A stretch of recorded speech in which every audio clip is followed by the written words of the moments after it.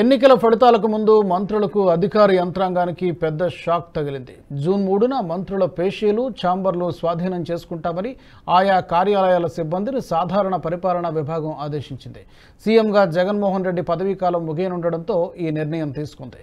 తమ అనుమతి లేకుండా సచివాలయం నుంచి చిన్న వస్తువును కూడా తరలించొద్దని తేల్చి చెప్పింది. తమ అనుమతి లేకుండా పత్రాలు వస్తువులు బయటకు తీసుకెళ్లడానికి వీల్లేదని సూచించింది. ముఖ్యంగా మంత్రుల పేషీలు, ప్రభుత్వ శాఖల్లోని దస్త్రాలు, కాగితాలపై నిఘా పెట్టాలని, అనుమతి లేకుండా తీసుకెళ్తే కఠిన చర్యలు తీసుకుంటామని హెచ్చరించింది.